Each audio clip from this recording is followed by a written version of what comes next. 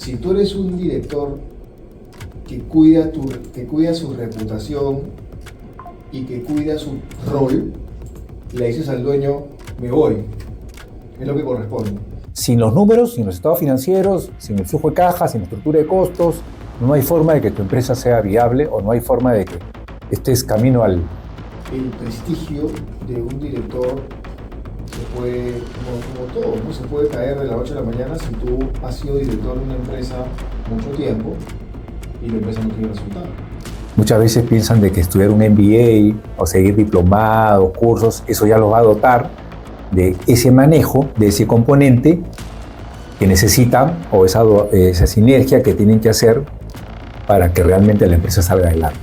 A ver, el dueño de una empresa necesariamente debe tener dos sombreros. El sombrero del emprendimiento y el otro sombrero es el del empresario, la gestión del negocio. Incluso empresas con años, grandísimas, pueden quebrar.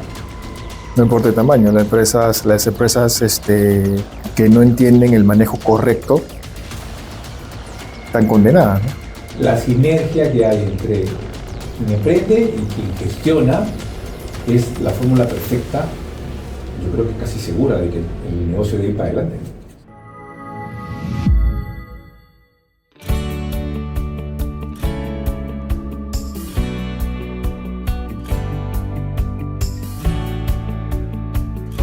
El emprendedor con convicción, con decisión, perseverancia, la hace, pero llega un momento en que está confirmado, no le da más el emprendedurismo, tiene que pasar a otro nivel. Pero a pesar de que está confirmado, ¿no? El ego es tan grande que no sueltan, no se dejan ayudar. Sí, ese es otro tema también, una limitante ahí, ¿no? Y es más, o sea, yo en los casos de Alfredo Enrione, que me he vuelto fanático, Sí, sale, pues dice, ayer posteó uno, no sé si lo leíste, decía una empresa muy grande, familiar, donde el dueño todavía es el controlador, pero la empresa es grandaza, y ya tiene gobierno corporativo, entonces contratan a un headhunter carísimo para conseguir un CEO, se gastan millones, y de la terna que queda no toman a ninguno. El dueño dice, no, quiero traer a alguien que yo conozco, ¿no? Entonces, bottom line, mientras que el dueño, a pesar de que la empresa sea grande, el dueño no suelta, la vaina está condenada, ¿no? sí. Entonces es un paso importante que tiene que dar el empresario, ¿no? El emprendedor. Ser consciente de que no todas las decisiones dependen de lo que a él le parezca, sino que ya tiene que haber un estamento profesional. Si tú tienes un directorio, ¿no? Es un órgano colegiado que tiene que tomar decisiones colegiadas en beneficio de la empresa y que se tienen que ejecutar. En este caso, inclusive estando en actas, el dueño dice no hace caso a eso. Se surre en el acta. Se surre del acta. Entonces, ¿qué ocurre ahí? Si tú eres un director que cuida su reputación y que cuida su rol, le dices al dueño, me voy, es lo que corresponde. Sí, Pero como la mayoría no suelta la dieta, sí, solamente se queda diciendo chicheñor, ¿no? sí, Eso es, ¿no? sí. Lo que no se dan cuenta es que, según lo que dice este pata, ¿no? Que el prestigio de un director se puede, como todo, ¿no? Se puede caer de la noche a la mañana si tú has sido director de una empresa mucho tiempo y la empresa no tiene resultado. ¿Cuál es tu valor como director? Y eso ocurre un montón. Sí. Ocurre un montón, ¿no? Eres director 3, 4, 5 años, ya, pero la empresa no tiene resultado. Eres director porque es pata del dueño. Nada más. En cambio hay otras empresas, no sé, pues como Banco de Crédito, Alicor, qué sé yo, Intercor. O sea, claro, tú tienes directores ahí que ganan un huevo de plata, pero la empresa tiene unos rendimientos tremendos. sí, no olvídate, exponencial. Bueno, vamos a dar inicio a este espacio, una nueva temática, un nuevo formato en el cual vamos a compartir con ustedes casos empresariales, tanto conocidos, difundidos, mediáticos, pero también de los que nosotros conocemos por las interacciones que estamos teniendo y seguiremos teniendo, y donde por la experiencia tanto de Antenor, a quien ya conocen, mi socio, como mía, y sobre todo ahora que estamos unidos bajo Synergy Hub, aquí en la descripción les vamos a dejar el link para que conozcan un poco más de nosotros, hemos determinado o hemos concluido de que hay muchos factores en común en todos los emprendedores, aquellos que empezaron desde abajo y que han podido lograr una facturación que representa millones, pero sin embargo tienen problemas, tienen limitaciones, y de eso vamos a hablar. Así que los invitamos a que se conecten, a que compartan, a que comenten, porque vamos a seguramente tratar problemas, dolores, expectativas, desafíos que ustedes tienen actualmente en sus empresas. Y vamos a empezar entonces, Antenor, ¿te parece? Buenazo. ¿Qué casos tenemos? Yo ayer te compartí un par de casos conocidos aquí en Perú, pero también vamos a compartir casos de otros países. Latinoamérica nos siguen bastante, de Colombia, Argentina, de Chile, de Ecuador, de Bolivia, de España, así que vamos a tratar también casos de otras empresas, como no, empresas de Estados Unidos, donde hay N casos, pero algo con lo que yo quiero empezar, Antenor, no sé si coincides conmigo, es de que incluso empresas con años, grandísimas, pueden quebrar. Aprovecho para comentarte que hemos preparado especialmente para ti, que eres gerente general, empresario, un pack contable de uso gerencial. En la descripción está el link para que lo puedas descargar totalmente gratis. No importa el tamaño, las empresas que no entienden el manejo correcto están condenadas, ¿no? Exacto. Y creo que es ahí un poco lo que tenemos que nosotros ir desmenuzando y tratando de ser lo más didácticos posibles, como creo que siempre lo somos, que ellos entiendan de qué se trata todo esto, o sea, cuál es la fórmula, porque muchos estarán preguntando, está bien, ustedes dicen que cualquier empresa, por más grande que sea, puede quebrar, pero ¿qué tengo que hacer yo? Digamos, o de alguna manera, no sé si cómo garantizo que mi empresa sobreviva, continúe, sino por lo menos cómo minimizo los riesgos, creo que es la idea, ¿no? Cómo blindamos a la empresa para que ésta pueda ser viable, y sobre todo, lo que pasa mucho es de que cuando menos lo piensan, se encuentran contra ese témpano tipo Titanic, donde no vieron que había un tremendo hielo ahí adelante y colapsan, ¿no? Sí, yo, a ver, en la experiencia que he acumulado en estos años en el mundo corporativo, y la experiencia reciente viendo los últimos 2 años muchas empresas familiares, no me atrevo a decir que hay una receta mágica, ¿no? O sea, cada empresa es un mundo distinto, ¿no? Pero sí hay algunos denominadores en común, ¿no? Uno de ellos, desde mi punto de vista, es que en todos los casos no hay gobierno.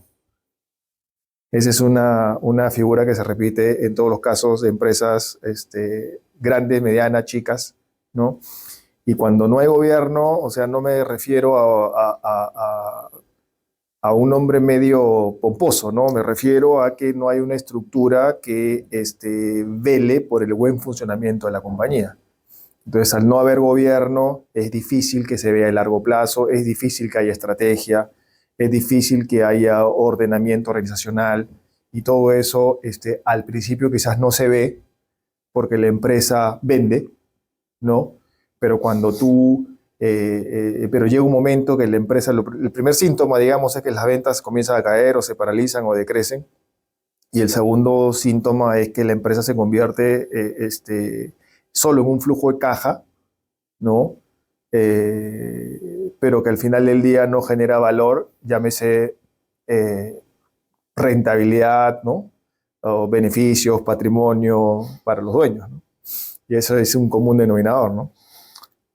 Y me haces acordar a uno de los síntomas que vemos mucho, creo que en el 90 y tantos % de los casos, cuando conversamos con empresarios, cuando les hacemos preguntas de, oye, ¿cuánto vendes? ¿Cuál es tu margen? cuál es tu EPITA, cómo está tu liquidez. No tienen las cifras claras, ¿no? Sí, mira, justo el otro día estaba pensando en eso, ¿no? Estaba pensando cuáles son las posiciones más necesarias y quizás más infravaloradas en estas empresas, y se me viene a la cabeza todo lo relacionado con contabilidad, finanzas, ¿no? Muchos de los empresarios de las pequeñas, medianas empresas tienen la contabilidad y las finanzas tercerizadas. Entonces, en ese sentido, no es como parte del core el manejo de la contabilidad y las finanzas. Entonces, ¿cómo tú sabes si los costos son los correctos, si los gastos son los correctos, si la empresa está generando valor o no está generando valor, si tú no conoces tu propia contabilidad, ¿no? O tus propias finanzas? Entonces, ese es otro tema que hemos visto mucho, ¿no? Sí. El empresario que no tiene un control total sobre sus estados financieros, sobre la salud financiera de su empresa, está condenado. Porque en cualquier momento salta un problema y al no haber tenido trazabilidad, pues ese problema lo puede sobrepasar. Sí. Ahora, yo creo entender, ¿sabes qué pasa? De que muchos empresarios, que a la vez son los gerentes generales de estas empresas, le tienen recelo, le tienen tirria a la contabilidad. Como no le entienden, digamos, al contador lo tienen solamente para liquidar impuestos. Entonces no les interesa mucho que les dé alguna información. No le piden, le pagan poco, y en ese sentido no valoran la importancia de la contabilidad como parte de la salud financiera de la empresa, ¿no? Porque es indispensable. Yo creo que acá hay algo que tenemos que ser contundentes, Antenor, por favor.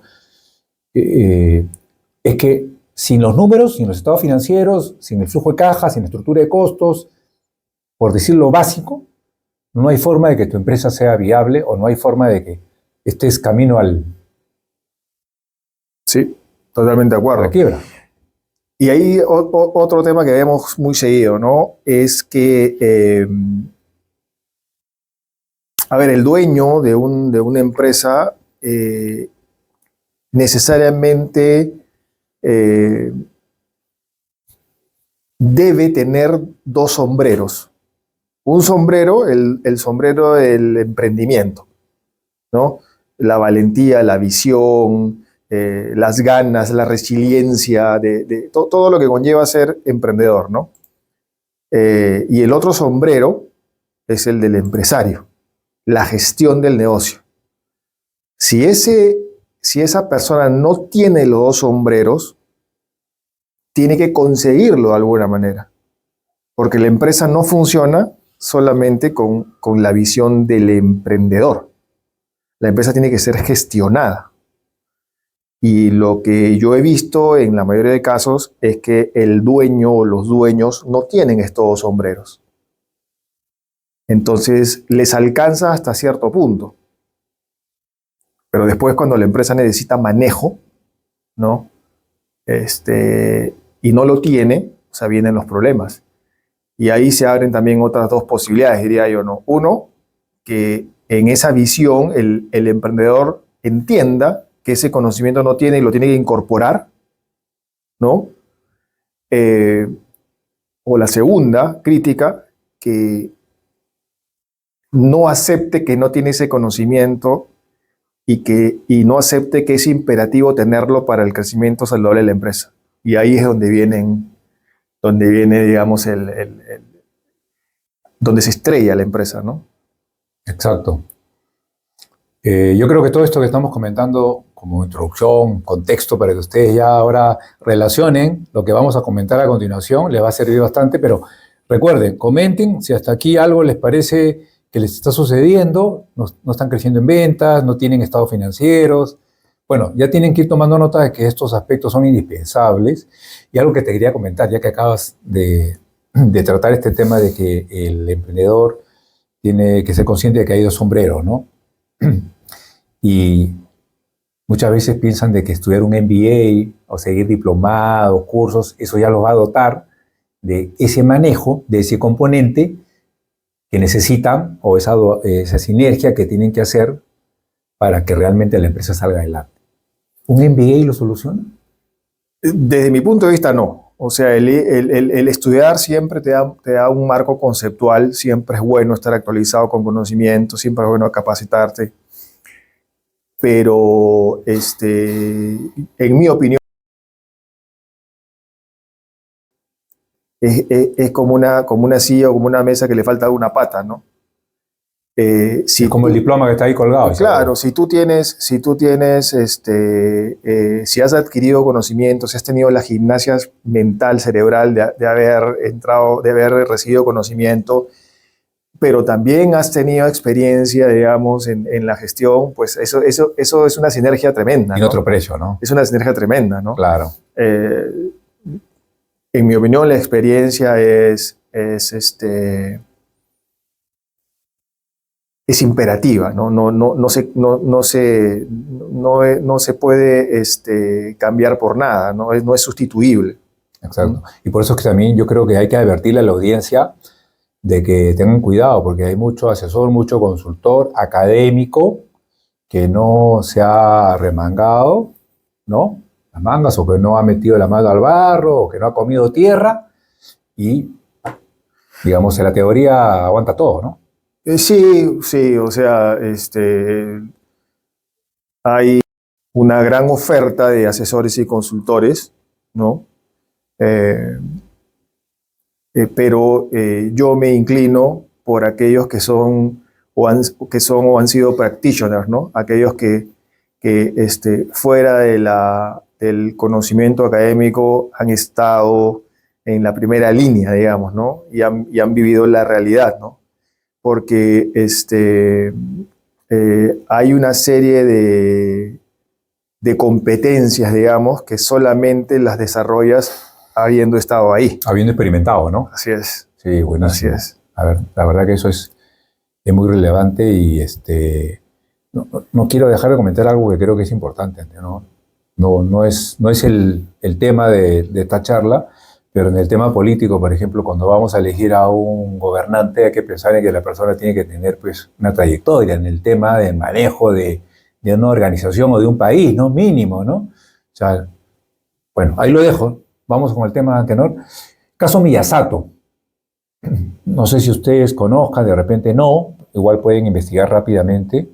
Vamos a tratar el caso de una empresa peruana, Miyasato, que lamentablemente se hundió. Y ahora vamos a ver una serie de síntomas, una serie de aspectos que nos pueden llevar a la conclusión de qué pasó ahí y sobre todo que ustedes puedan tomar nota y saber qué deben hacer de manera preventiva, curarse en salud para que no les pase lo mismo.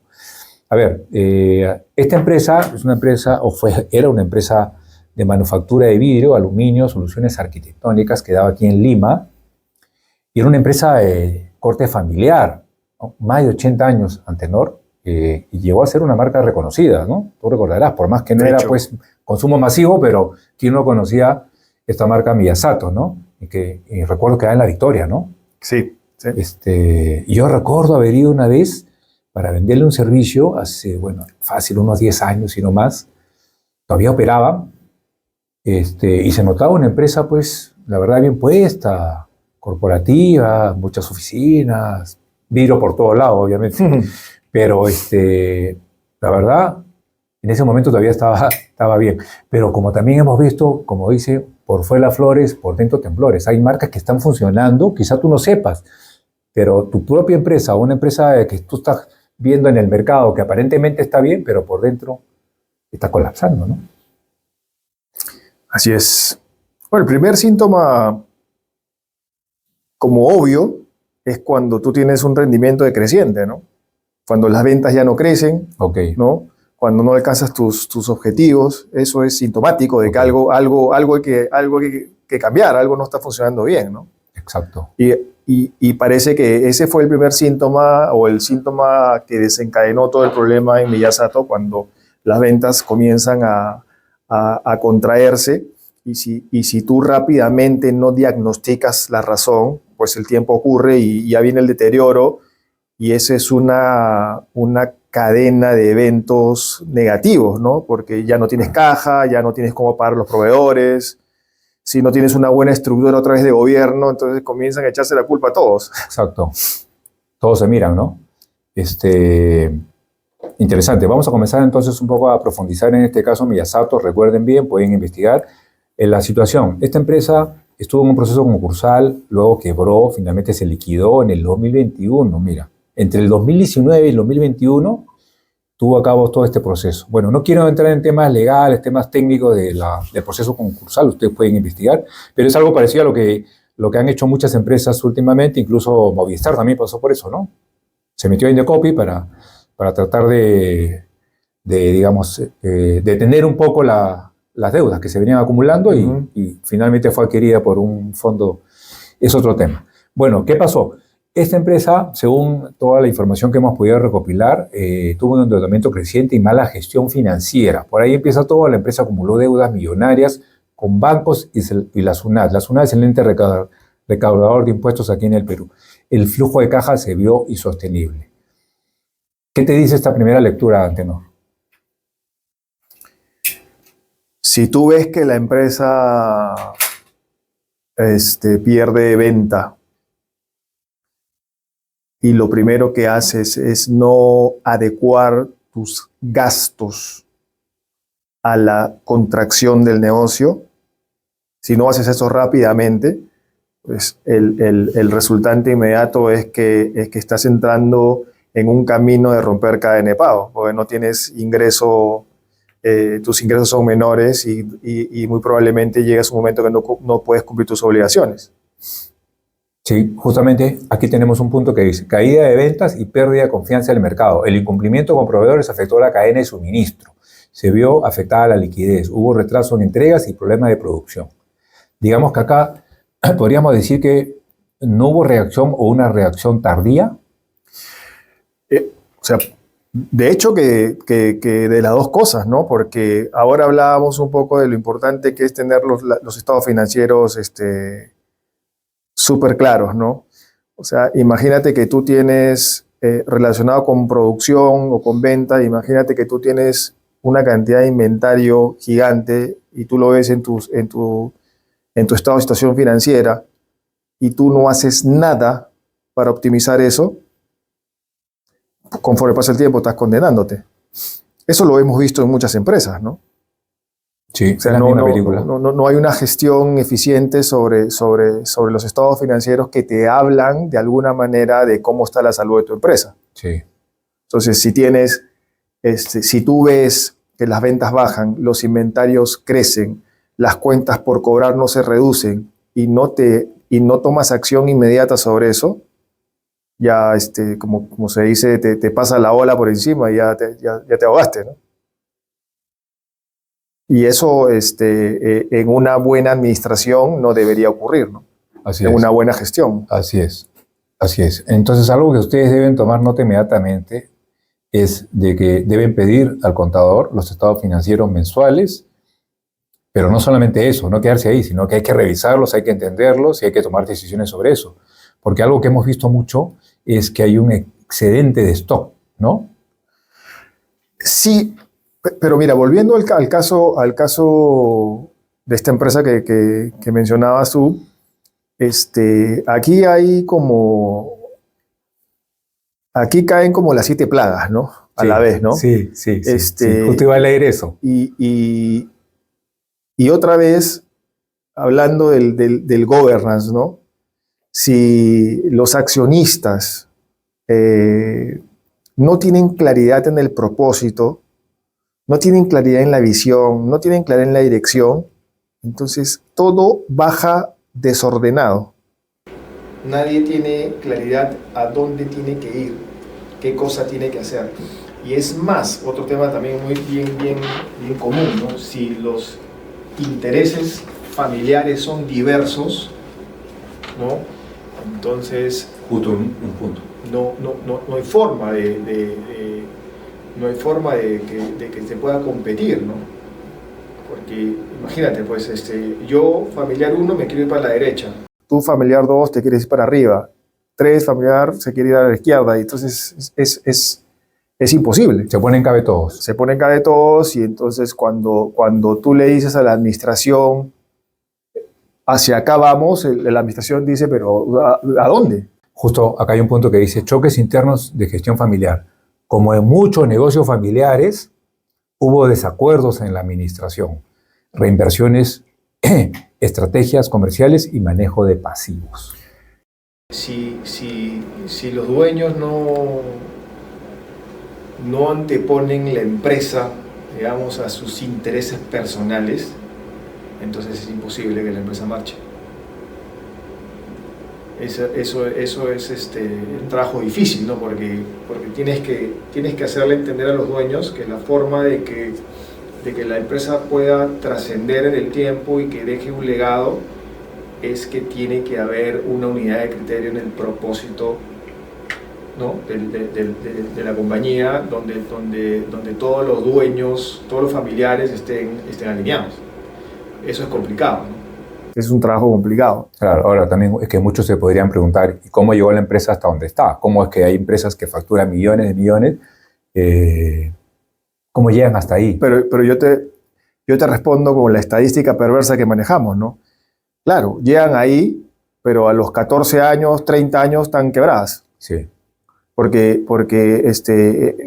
tienen los dueños una idea buena, tienen la juventud de su lado de repente, Sí. tienen mucha energía, mucha resiliencia, Sí. capitalizan una oportunidad, perfecto, pero llega un momento que ya se acaba eso, ¿no? Llega un momento que eso se convierte simplemente en un flujo de dinero sin valor, sin dividendos, sin utilidad, ¿no? O supuestas utilidades, porque ellos creo que cobran y ven que el dinero fluye. Entonces, y dicen, es rentable. Y llega la segunda generación, ¿no? que la metes un poco por la fuerza o la metes sin preparación y ahí la mitad de los negocios quiebran.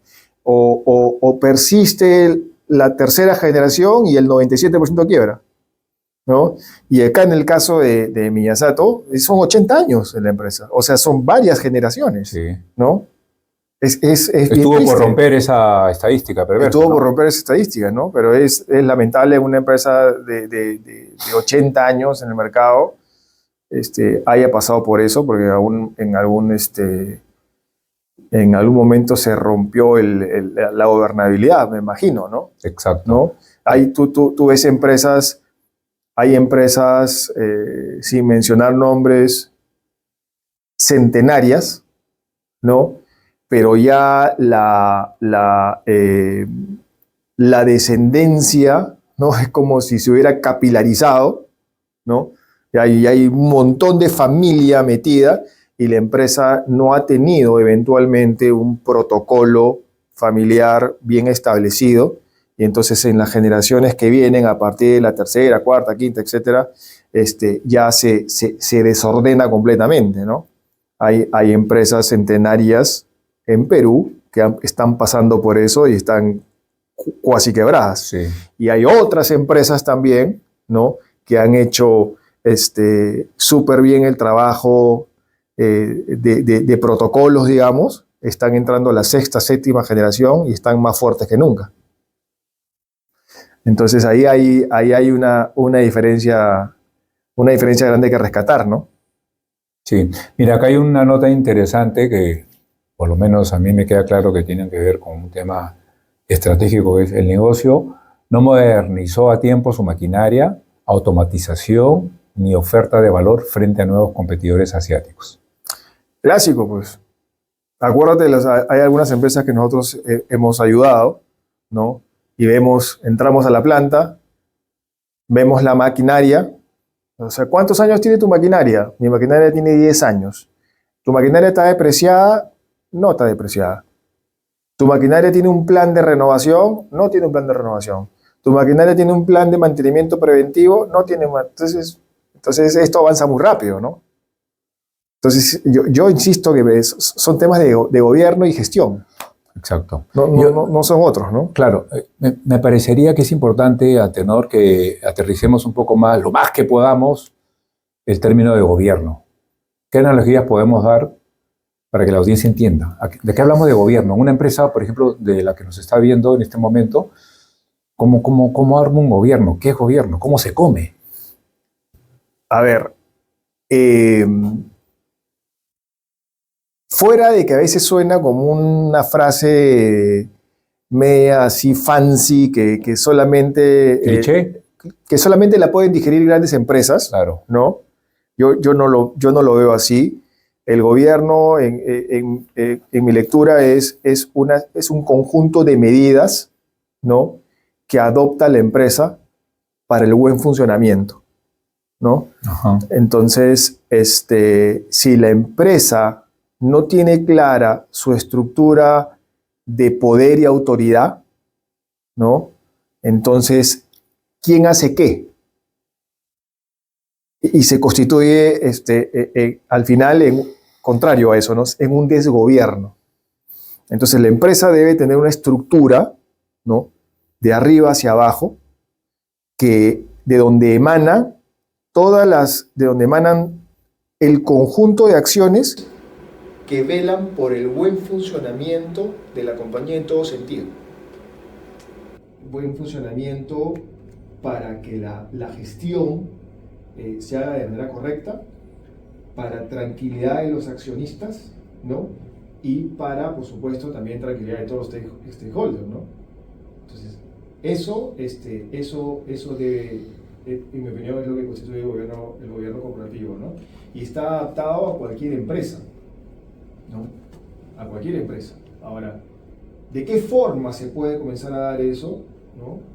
O sea, nadie espera que una pyme o una empresa mediana, digamos, te traiga 3 o 4 directores independientes y digamos, constituyan de frente del gobierno corporativo, ¿no? Hay pasos, ¿no? Así es. Tú puedes incorporar eventualmente algunos asesores en gobernabilidad, en estrategia, puedes empezar con un comité consultivo. Así y poco a poco darle forma a esto, ¿no?, que es largo plazo y es para siempre, para toda la continuidad del negocio, ¿no? Yo creo que acá lo importante que se debe llevar a la audiencia como mensaje es de que es una ruta. Esto no es un camino, no estamos hablando de que esto se haga de la noche a la mañana y ya, porque pueden dar pasos en falso por no saber, porque como pasa en otros escenarios en los cuales, por ejemplo, ¿te acuerdas que nos pasó a esa empresa que el gerente general creía de que para solucionar su problema de ventas debía traer al mejor gerente comercial del mercado, al top, al que le podía pagar, sacar la billetera y pagar, y con eso solucionaba su problema? Cuando sabíamos que no, y se lo dijimos. Claro, o sea, me acuerdo claramente, ¿no? Ese dueño pensaba que trayendo al mejor operario, ¿no?, su negocio iba a crecer mucho más rápido. Y nosotros le decíamos un poco lo contrario, ¿no? Tú puedes traer al mejor operario, pero si ese operario no tiene una línea estratégica, no sabe a dónde ver corto, mediano y largo, no es desafiado por una dirección, ¿de qué estamos hablando, no? Así es. Entonces, eso también tiene que ver mucho con la estructura de gobierno, ¿no? Hay un ente, ¿no?, que desafía a la organización a que haga lo mejor posible dentro de un lineamiento estratégico, ¿no? Y esa pues es la diferencia entre empresas que capitalizan el mercado y empresas que solamente son un flujo de caja, ¿no? Claro, hay mucha gente que no sabe. Hemos nosotros visto empresas que facturan 600 millones de soles, que tienen en teoría un top of mind importante, y uno de afuera dice, oh, qué tal empresa, qué tal imperio que ha hecho tal familia, qué loable y todo eso.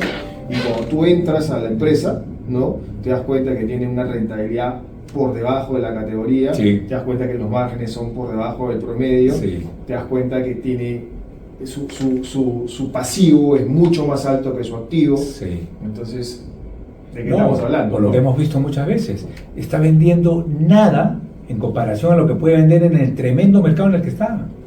Sí, sí. O yendo un poco más al área chica, ¿no? Digamos, haces una auditoría de funciones y te das cuenta que tienes una posición de gerente general que no hace una función de gerente general. Sí. Entonces, todo eso, digamos, todo ese desorden, ¿no?, es el que hace que las empresas no capitalicen las oportunidades que hay en el mercado. Sí, y ya que hemos tocado ese tema, sería bueno poder invitar a la audiencia que esté interesada en tener un diagnóstico, por ejemplo, de que el gerente general está haciendo o no está haciendo o cumpliendo su rol verdaderamente. Los invitamos a que en la descripción, donde está el link de nuestra web, puedan escribirnos para que reciban una aplicación donde van a poder tener un diagnóstico de que están o no haciendo o cumpliendo el rol verdaderamente de gerente general. La verdad que se van a sorprender porque se van a dar cuenta de que son solamente gerentes generales en la tarjeta o en el membrete, pero en la práctica no son gerentes generales y eso pasa factura después. Ya lo hemos visto N veces, Antenor, es increíble que el gerente general no está haciendo lo que realmente le corresponde, ¿no? Sí, o sea, lo hemos visto en casi la totalidad de los casos. Entonces, al final del día las empresas no están compitiendo, ¿no? No están compitiendo.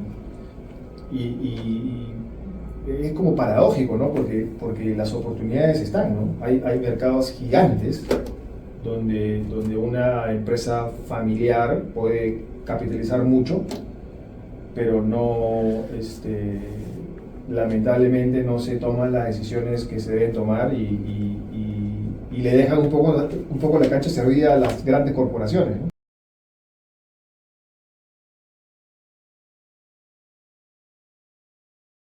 Acá hay un tema interesante justo de lo que hemos hablado de la sucesión, el protocolo familiar. Me dice acá, problemas típicos de sucesión y toma de decisiones familiares. Estamos hablando del caso Miyasato, ¿no?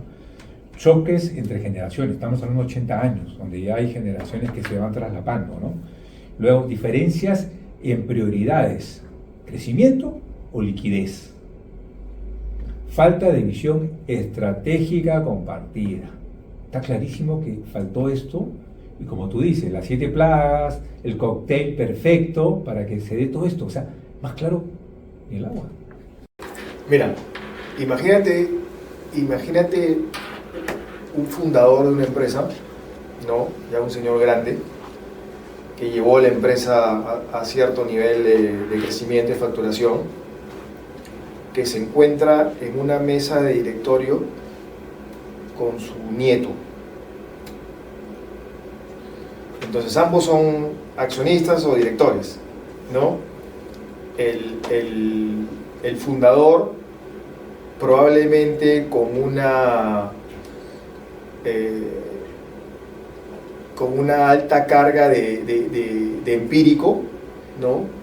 Y probablemente el nieto súper cultivado académicamente en una universidad importante en los Estados Unidos, pero sin mayor experiencia, digamos, en la gestión, ¿no? Esas dos posiciones, ¿cómo se entienden? Exacto. Y otra vez ahí la necesidad Porque son dos idiomas distintos, ¿no? Dos frecuencias distintas. Ahí se abre otra necesidad desde mi punto de vista, ¿no? Que el director independiente, el miembro del comité consultivo, esas posiciones tienen que escogerse con mucho criterio también, porque al final del día esa persona funge un poco de traductor entre estas diferencias generacionales para alinearlas de alguna manera y puedan coordinar bien en beneficio del crecimiento de la empresa. Exacto. Pero si yo soy miembro del comité consultivo o director, porque soy amigo del dueño de hace 30 años, Claro. ¿realmente estoy jugando el rol como director que debo jugar? Eso también es una cuestión que hay que cuestionarse, ¿no? Sí, por supuesto. Entonces yo creo que acá hay un consejo que ustedes tienen que tomar nota. Les hemos hablado de que un primer paso que pueden dar es rodearse de mentores, asesores, que conozcan, interioricen en la empresa, pero ojo, sean realmente cuidadosos con esa selección. No puede ser el amigo, el conocido, el familiar, tiene que ser alguien profesional, con recorrido, horas de vuelo, que ustedes puedan evaluar y que pueda aportar realmente a su empresa. Ese es un primer paso importante, pero no se deben llevar tampoco por lo mediático, sino básicamente por experiencia, trayectoria, respaldo. Ese es un paso importante que tienen que dar. Quizá el más importante porque después van a ir aprendiendo y van a ir dándose cuenta de qué es lo que tienen que ir logrando. Sí, y un tema también que yo pondría sobre la mesa es que los dueños de empresas familiares, empresas familiares medianas, pequeñas, tienen que cambiar su chip de mirar el corto plazo a mirar un poco más el largo plazo, ¿no? Una de las cosas que hemos visto mucho es que miran el mes siguiente, ¿no? O miran los próximos 2 meses, o miran a la semana siguiente. Sí. Pero nadie, o muy pocos, levantan la cabeza y ven horizontes de tiempo más largos, ¿no? Cómo ven a su empresa en 3, 5, 10 años y qué es lo que deben hacer para llegar a materializar una visión de largo plazo, ¿no? Entonces, el otro día estuve viendo un caso muy importante de un señor que, una empresa familiar que había quebrado, ¿ya? Ya, para variar. Para variar, pero el dueño con una fortaleza, una resiliencia muy grande que aún habiendo fallado, ¿no? Él se propuso volver a empezar de cero, ¿ya? ¿Caso peruano? Caso peruano. Y le preguntan al dueño, ¿qué cambió? ¿Cuál fue tu aprendizaje respecto a la quiebra anterior? Okay. ¿No? Y él dice, yo esta vez pensé cómo me veía en los próximos 30 años. Interesante. Y todo lo hice en función de los próximos 30 años. Bueno, han pasado 30 años seguramente, la empresa es una empresa muy conocida, ¿no? Es una empresa, me parece que segunda generación la está administrando, ¿no? Que ha hecho las cosas muy bien, y dentro de seguramente todas las cosas buenas que ha hecho, una muy importante es tener visión estratégica, ¿no? Pensar en el largo plazo. Exacto. Como trazo mi línea hacia el largo plazo, ¿no? Claro, porque algo ahí interesante rápidamente es que cuando uno ve a largo plazo, las decisiones cambian, ¿verdad? Yo tomo decisiones de otra manera, ¿verdad? Y un tema que tú mencionaste sobre liquidez, o sea, otra cosa que también yo recomendaría mucho es que hay un error, ¿no? Hay un error que es bien común, ¿no? La gente quiere vender más, vender más, vender más, vender más.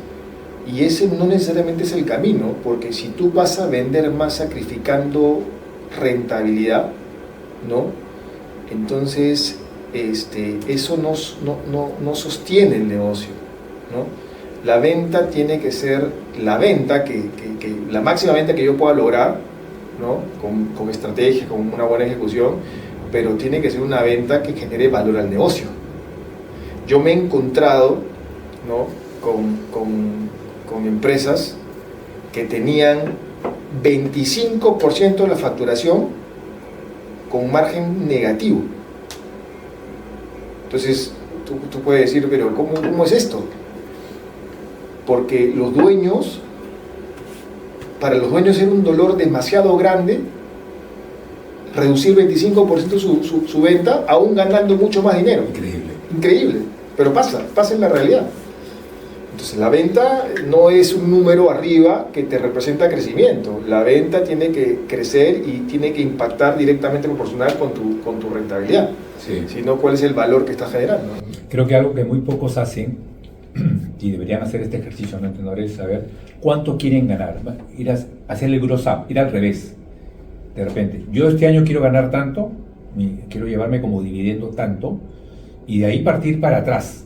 Para yo ganar tanto, ¿qué margen debo tener? ¿Cuánto debo vender? ¿En qué gastos debo incurrir? ¿No te parece?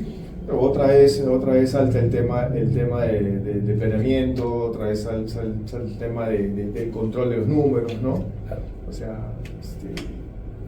hay que formar el crecimiento bajo un planeamiento que tiene que ser ejecutado lo más perfectamente posible, ¿no? Para ir cerrando este caso de Miyasato, que esperamos les esté interesando, los invitamos a que investiguen más de este caso. Hay bastante información.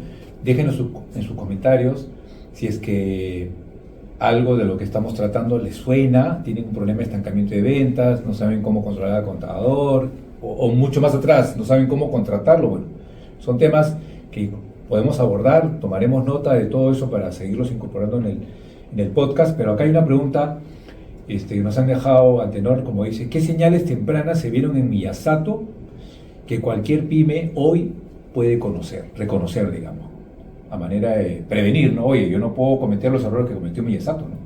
Lo hemos dicho, creo, pero de alguna manera podemos enfatizarlo, ¿no? Es que hay varios, ¿no? Por ejemplo, una sintomatología común es que tus ventas decrecen. Otra sintomatología común es que tienes problemas de caja. No tienes holgura en la caja, no llegas a cubrir tranquilamente tu cadena de pago, meses a los proveedores. Esos son malos síntomas. Dime una cosa, pero Antenor, no podemos esperar a que se den los síntomas. Yo creo que todo tiene que estar planificado, ¿no? Totalmente. Tú tienes un plan, ¿no? Tú tienes un plan traducido en números y tú auditas tu plan constantemente. Y si tú tienes una variación crítica sobre tu plan, tienes que profundizar en el diagnóstico, ¿no? Tú puedes tener una variación permitida porque las ventas, digamos, hasta cierto punto no son del todo controlables, ¿no? Tú controlas el gasto, tú controlas los gastos, pero la venta no tiene cierta variabilidad. Pero cuando la variabilidad excede tu resultado esperado, tienes que tomar acción inmediatamente. Así es. Bueno, y ahí, perdóname Javier, otra vez el tema del gobierno, ¿no? El gobierno, la estructura de gobierno tiene que supervisar estas figuras. Yo te cuento un caso, ¿no? Ya para cerrar, de una empresa bastante grande, donde los directores, que también eran dueños, se quejaban del gerente general, ¿no? Se quejaban del gerente general. El gerente general era muy incompetente, decían. ¿Y por qué es incompetente? Porque el gerente general había comprado mucho más de lo que tenía que vender. Entonces yo le dije... ¿Ese es el caso del descuento? ¿Que compró con descuento? Sí. Entonces yo le dije a los dueños, pero ese no es una responsabilidad solo del gerente general, porque ¿dónde está la supervisión del gerente general? ¿Por qué el directorio no vio este incremento de inventario, ¿no? Entonces otra vez volvemos a la estructura de gobernabilidad, ¿no? Así es. Ese ejemplo es bien contundente, pero yo creo que al final la conclusión es, Antenor, que los dueños, los accionistas, son los responsables de todo lo que pasa en la empresa, empezando por a quién contratan como gerente general o a quién designan, porque si son dos hermanos socios y uno de ellos es el gerente general, bueno, el otro tiene que, digamos, asumir lo que venga, ¿no? O sea, la conclusión para mí es que los emprendedores sean conscientes si tienen la competencia de empresario o no, si tienen la competencia de gestionar o no. Si no tienen la competencia de gestionar, deben incorporar ese conocimiento. Hay varias maneras de incorporarlo. Ok, o sea, por ejemplo, yo no sé de finanzas, tengo que dotarme de alguien que me ayude con eso. Sí, pero en mi opinión, top down. Es decir, si tú tienes que tener una estructura de arriba hacia abajo, porque si tú quieres un experto en finanzas, sí, pero no tienes, digamos, el control, la claridad, la dirección, es lo mismo que en la parte lo que hablamos del gerente comercial. Lo que hablamos del gerente comercial. Entonces, en una estructura de arriba hacia abajo, claro, ¿no? Tú tienes que tener alguien que acompañe al accionista, ¿no? A la gestión del negocio, al gobierno de la empresa con ellos, ¿no? Si es que el accionista no tiene esa expertise. Hemos hablado, por ejemplo, también hay los otros casos, ¿no? Hemos hablado, por ejemplo, hace poco, recuerda que hablábamos con una persona de una industria que nos decía, yo soy gerente general, yo soy ingeniero especialista en lo que vendemos, pero yo no sé gestionar una empresa. Y eso es muy bien loable. Facturando ya unos millones, ¿no? Sí, y eso es loable, porque esa persona entiende que no tiene la competencia que es necesaria para gestionar la empresa y hay que incorporarla. Sí.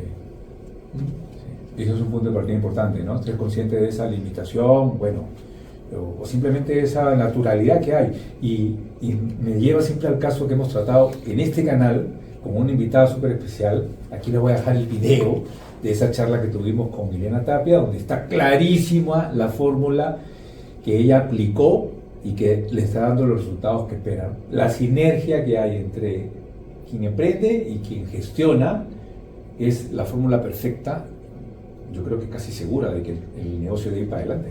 Sí, ese es un caso bien bonito. Yo creo que ella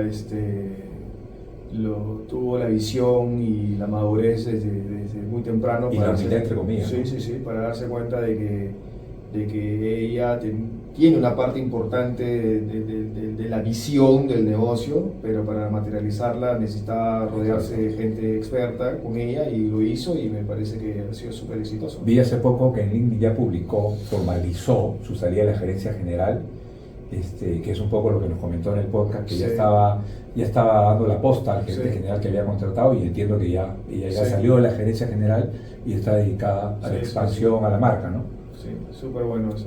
Muy interesante, aquí está el caso, como saben. Y bueno, ya con eso cerramos prácticamente este primer caso del podcast de una empresa peruana, Miyasato. Y así vamos a ir comentando más casos. Como se han dado cuenta, hemos tratado un caso central, Miyasato, pero también hemos ido soltando algunas historias de empresas que hemos conocido, sin dar nombre, obviamente, por confidencialidad. Pero si ustedes quisieran que también tratemos su caso con la confidencialidad del caso, o quieren, valga la redundancia, o quisieran que podamos tener una reunión con ustedes más cercana, en el link está, en la descripción está nuestro link para que puedan contactarnos y de esa manera tratar su situación en el escenario en el que se encuentre. Antenor, entonces, yo creo que es interesante esta charla. Vamos a seguir en esta onda, en este formato, en esta tendencia que esperamos que a la audiencia le guste. Y no sé si tú quieras agregar algo más, algún consejo. Bueno, a mí me parece que esto es súper interesante. El Perú se caracteriza por ser un país de emprendedores. Hay un montón de emprendimientos. Hemos visto ideas geniales que necesitan quizás algo de ayuda en la gestión, y que yo les recomendaría a los emprendedores que no tengan miedo en eso, ¿no? Que busquen, digamos, asociarse con expertos en la gestión, que hagan que se materialice de manera eficiente y consistente la visión de negocio que quieren ellos, ¿no? Sí, buenísimo. Bueno, así que ha sido un gusto nuevamente estar con ustedes. Muchas gracias por acompañarnos. Los invitamos a que se suscriban, a que compartan, a que comenten con todo esto que les hemos compartido, y nos vemos en la siguiente oportunidad. Gracias, Antenor. Gracias Javier. Si es la primera vez que nos visitas en el canal, permíteme presentarme, soy Javier Medina. Te invito a que te suscribas y actives la campanita para que te lleguen las notificaciones de los videos que sacamos semana a semana. Te veo en el próximo video. Chao.